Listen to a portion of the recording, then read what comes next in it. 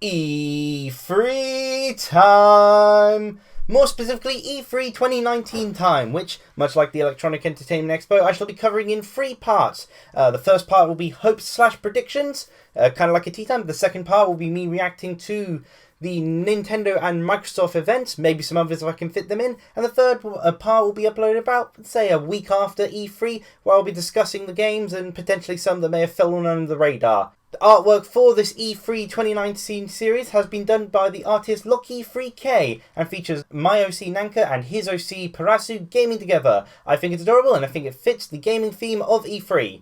Now, with the intro out of the way, on to the video! Welcome everyone to my third and final part of my E3 2019 time series.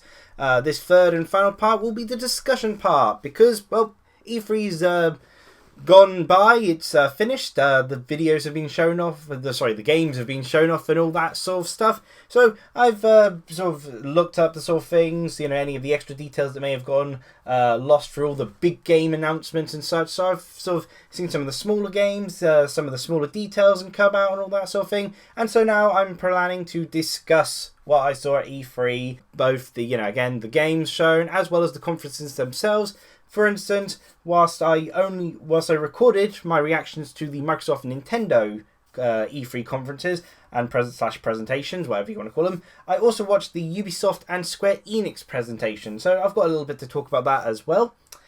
But before that, much like with the first part, I actually have a tea with me today. It's just Ceylon tea. I've had it before, both from Whittards and the English Tea Shop.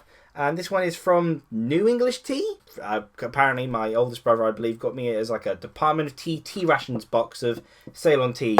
I've described it before, but Ceylon tea, a tea grown in the cool, clean air of Sri Lanka. It has an intense, bright taste to it. Crisp and satisfying, a tea enjoyable at any time. I've added it with a bit of milk, and yeah, I'll just probably not really got anything else extra to say to it. I mean, my previous thoughts were quite nice, much like an English breakfast, but with a hint of sweetness and ever so slightly malty aftertaste. So we'll see if this one also tastes like that, or if there's things slightly different about this variation of Ceylon tea. In any case, yes, I've watched the Ubisoft and Square Enix conferences, so before I talk about just games in general for the E3 2019, maybe I should have a bit of a mention of those. Microsoft and Nintendo's conferences, you'll have seen my reactions to them, but I guess I can give overall thoughts to them afterwards. But first, let's get the ones you don't have any idea what I thought about, because I never actually shown off a reaction video to him.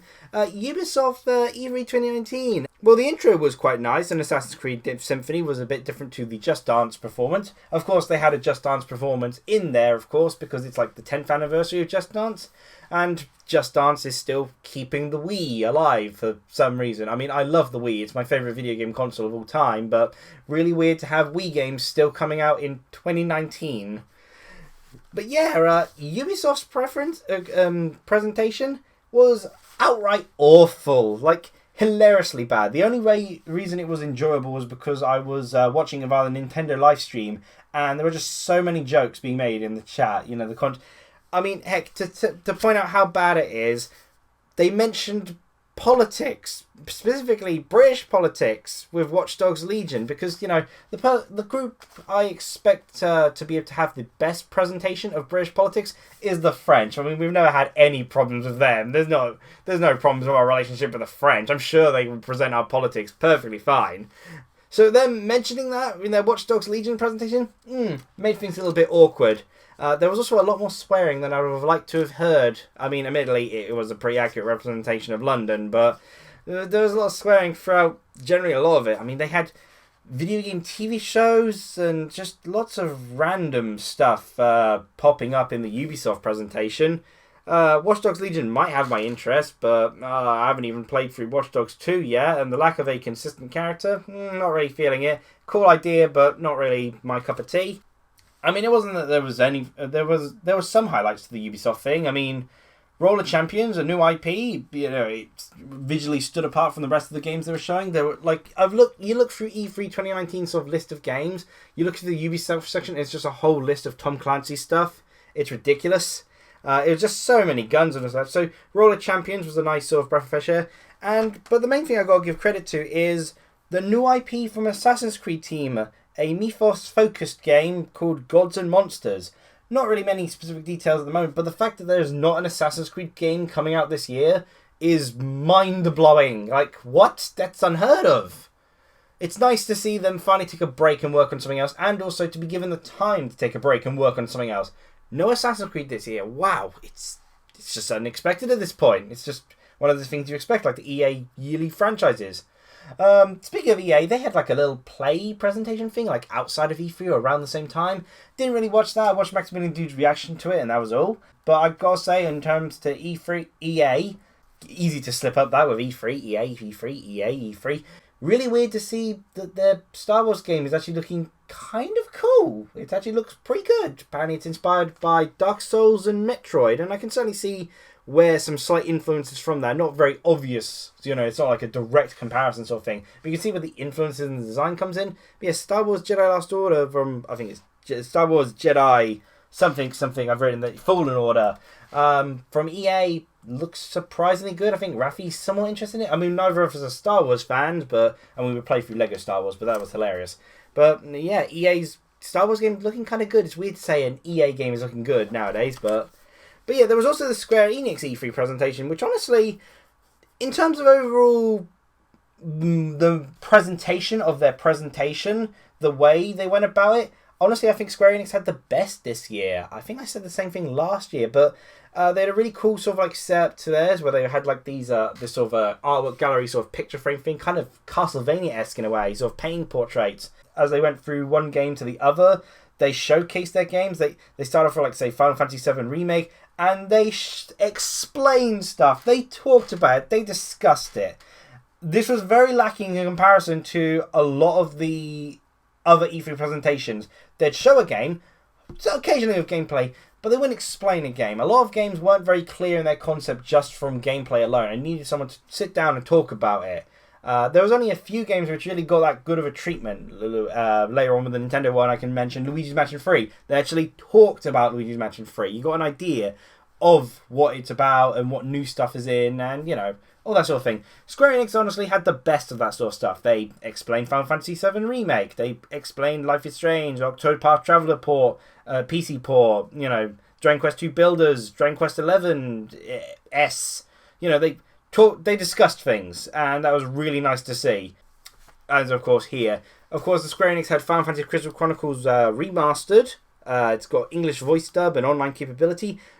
It doesn't look like it's a huge update per se. There's not like any new levels or anything sort of thing. It's got a winter release, but I still haven't had solid confirmation of if it's getting a physical release. That's kind of also what's kind of annoying me about this E3. In fact, I'll just mention this now. I'm generally kind of disappointed in this E3 as a whole. I feel that generally a lot of the companies didn't do as good of a job showing things off as they've done previous years. They showed off a lot of things, often without gameplay, without a clear release day, and without being clear as to whether the game is going to be physical or digital. For instance, I'm trying to avoid digital purchases now. It helps limit my gaming options, so I'm not buying too many games, because of course otherwise I then don't get to play many of them. Knowing whether they're physical or digital would really help me in my purchasing decision, so not knowing that is kind of irritating. And, you know, stuff like that, and again, some gameplay kind of unclear, would like to be explained about the said gameplay. But yeah, like, Square Enix was generally the better one. You know, they showed off a top-down racing game for 2020, Circuit Superstar, stuff like that. The Final Fantasy Crystal Chronicles Remastered is really capturing my interest. Gotta say, whilst it's not a game I'm typically, you know, gameplay-wise, it looks a bit off. I mentioned this in the Microsoft presentation, but Dying Light 2 kind of has my interest. Like, in a weird way, like, the concept, the storyline to it, and the concept of the character, that's got my interest. It's just the gameplay doesn't. It's a first-person video game, which is already a bit of a pitfall, and, yeah, maybe it's the sort of game I'd like to watch someone play. Maybe with any luck, Scary Game Squad will play, and I can watch their playthrough of it, sort of thing. But it really is one where it's like, I like the sound of it, but I don't think I'd enjoy playing it.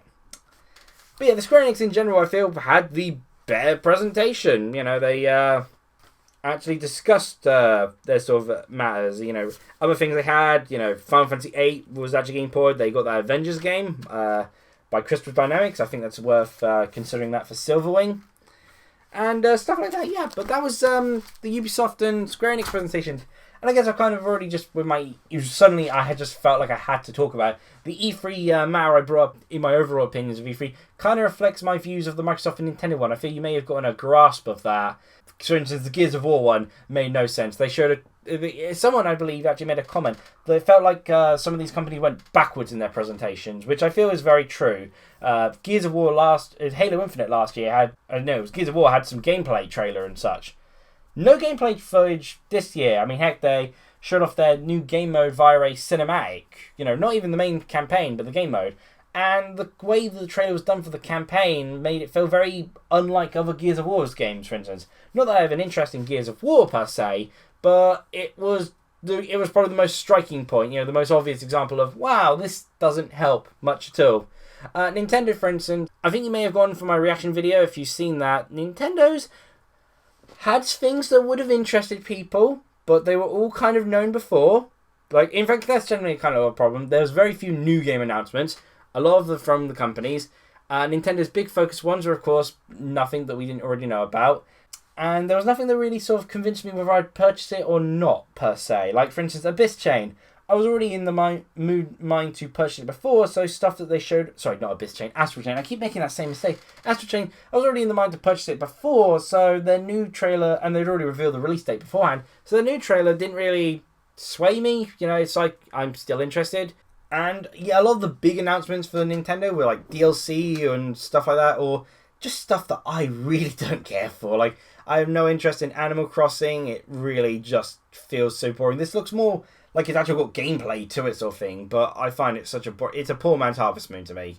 The Fire Emblem Three Houses, I'm terrible at SRPGs, so no interest. A lot of these weird third-party games, no interest. Got one third-party game to mention later that they didn't show off, which I kind of annoyed at because it actually became a big highlight for me. And of course the Smash Bros. Stuff, really not a fan of. I was rooting for a first-party DLC characters, and we got two third-party, so that's what one of the other two are going to be. And man, my interest in Smash Bros. Is just so kaput.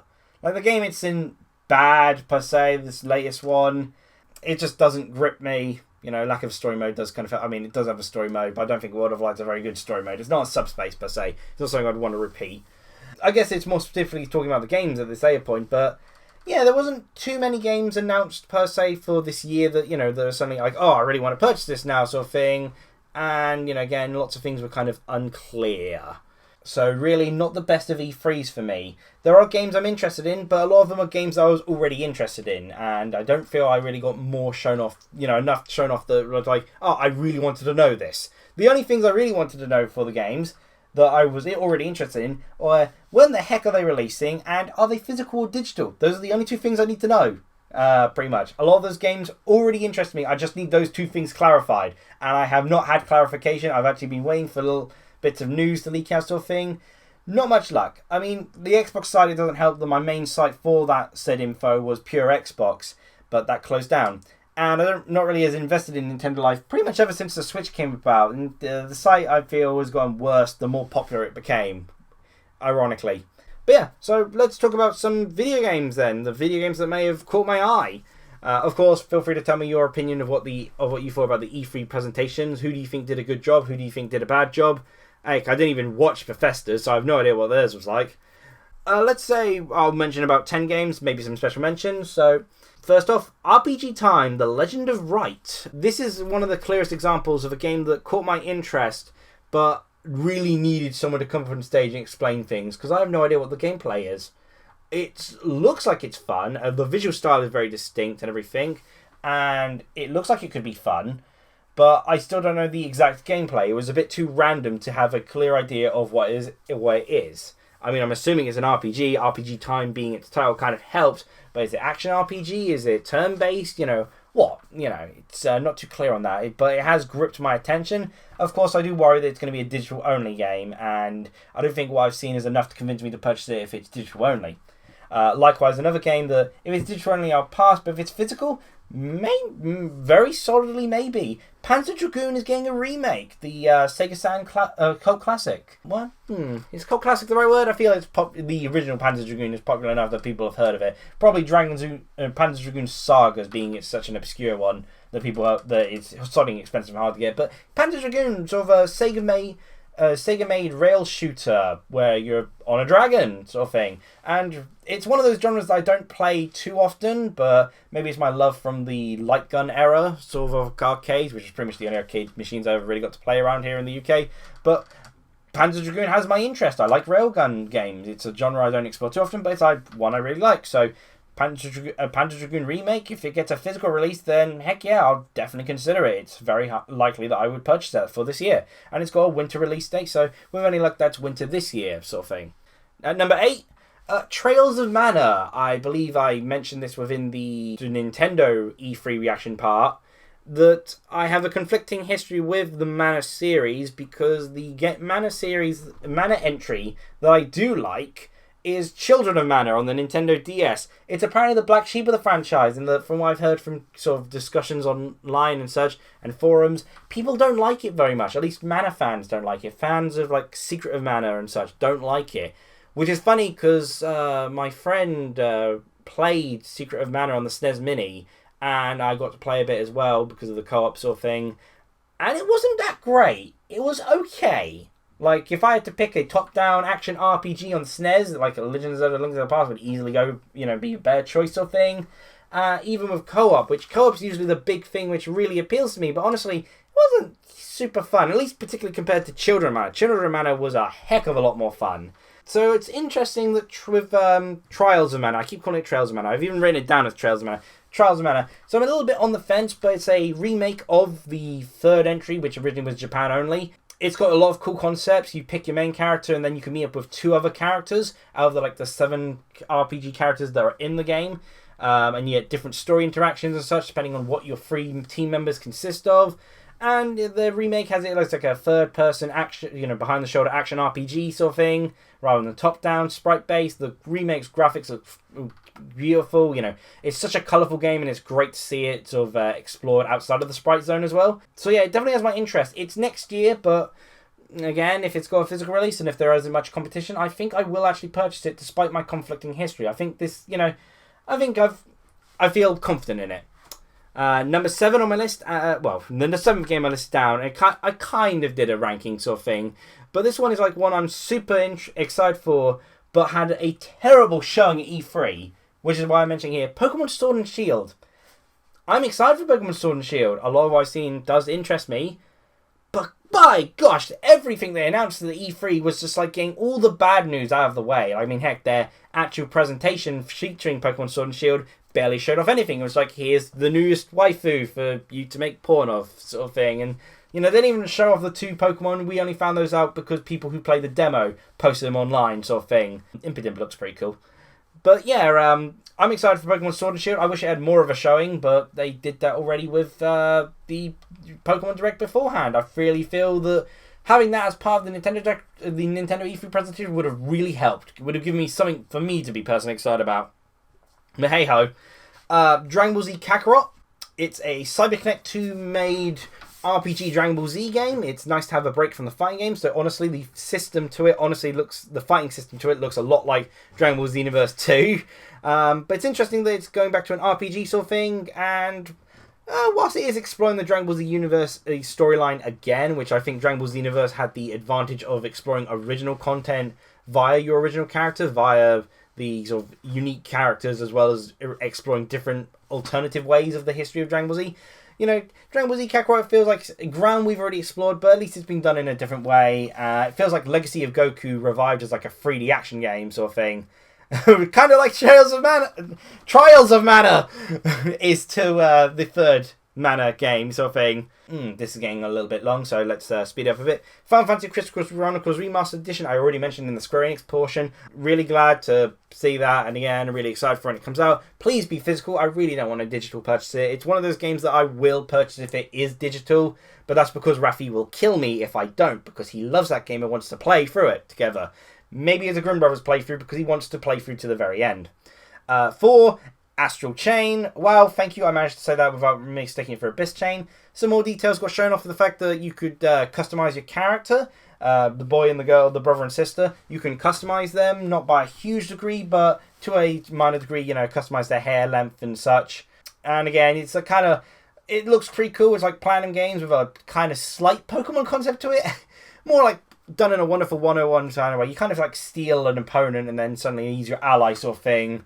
But yeah, it looks pretty cool. I was already convinced that, you know what, I really want to get this game beforehand. I've had a shaky history of Platinum games because loved Wonderful 101, loved the Bayonetta 2 demo. Not a fan of Bayonetta 1. The ranking system for that is far too finicky. Easy mode is too easy, normal mode is too hard, and the ranking system is far too judgmental. Oh. So, quick special mentions. Samurai Kagura Peach Pool. Again, another genre, much like Roshios, that I don't really talk much about or go out of my way to play, but I really do like, is pinball games. And I would love to get this game if it actually has a physical release. But I think in the weird case, people in the UK and such are missing out on it, whereas the Americans get it, which is usually not the sort of game they get physical releases for. But hey-ho. Forza Horizon 4 Lego Speed Champions. Again, even though it's not a game I plan on purchasing, though it is tempting, it was the best announcement of all the E3. It was the best part of all of E3, seeing Lego Speed Champions. Like, that was fantastic. Like, if these guys are working on Fable, the new Fable game, the new Fable 4, then, by gosh, I feel confident in them. Best of luck with that, if it is true. Probably going to be on the Scarlet now.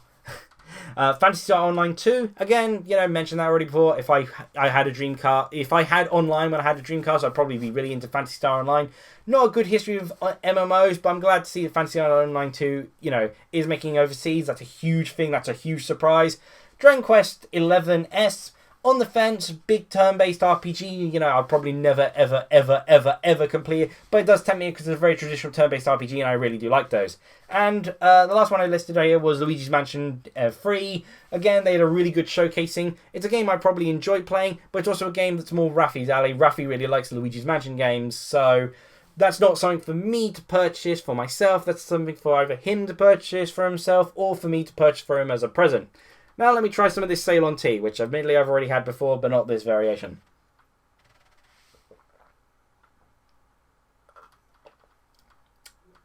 Yeah, pretty much a little bit weaker on the malty than I would have assumed from the other one, although I accidentally put a bit too much milk in. My shadow blocked the colour of the tea, so I didn't quite see it. But yeah, definitely got the sweet taste. It's English breakfast, but slightly sweeter. There's a bit of the malty aftertaste. It took a while. It's the maybe too much milk has dimmed down the malty aftertaste a bit too much. But it is a nice tea. For someone wanting English breakfast with a sweeter tooth, then Ceylon tea is pretty much where to go, I suggest. Okay, and for the last few games to mention, Code Vein got shown off by Microsoft beforehand, before the E3 stuff, but it was nice to see it reconfirmed for this year. In fact, it's actually releasing on the exact same date it was supposed to come out last year, a whole 1 year delay, which is incredible. That's actually pretty good going. Yeah, that's coming out September. Can't remember the precise release date. I'll have to look that up. Number 2. Numbering again. Ori and the Will of the Wisps, I absolutely love the look of that game. Again, no real explanation, but again, I don't need any convincing. It's a shame it's coming out next year rather than this year, and it's a shame I didn't get confirmation of whether it's got physical or digital only. But hey, it's coming out just before my birthday, so if it is physical, hopefully I'll be able to get it as a birthday present. One thing I did just forget about is that they also had some Dead or Alive 6 news, again, revealed before E3. The sort of cooler reveals, the DLC character. She looks nice in the game and all, but there's nothing really that's convincing me to go back to Dead or Alive 6. I think I'll just stick to Dead or Alive 5 last round, or recently I've been playing Soul Calibur 6 quite a bit, But it's nice news, but not nice enough to really get me back into DOA 6 sort of thing. And number 1 is kind of the thing I'm sort of mentioned before about how it's a good thing I waited sort of thing. As whilst this is a game that was apparently revealed at last year's E3, I never knew about it until now. And yet it's probably the game that has me the most interested at the moment. From Xseed, Sakuna of Rice and Ruin. To describe it, someone said it quite well, and honestly, it's one of the best descriptions I could think. It's like a dream game description. Harvest Moon combined with Muramasa the Demon Blade. Which is just an amazing thing to imagine. Yeah, it's a game where you're playing as a harvest goddess. You've been banished to an island for something, reason, whatever. Your strength is based off a farm and, harvesting rice, planting the wheat of sort of crops and such, harvesting it, creating rice and all that sort of thing. And then and it helps boost your strats and all that, and helps the town prosper. And then, of course, you then go fight all the demons and monsters that are attacking the town and causing them problems and all that sort of thing in a 2D as sort of 2.5D action sort of game.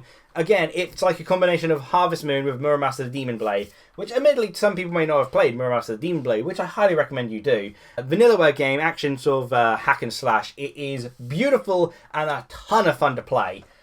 And the fact that it's Harvest Moon combined with Harvest Moon combined with Muramasa Demon Blade is the best description, best and quickest way to describe Sakuna of Rice and Ruin is wonderful.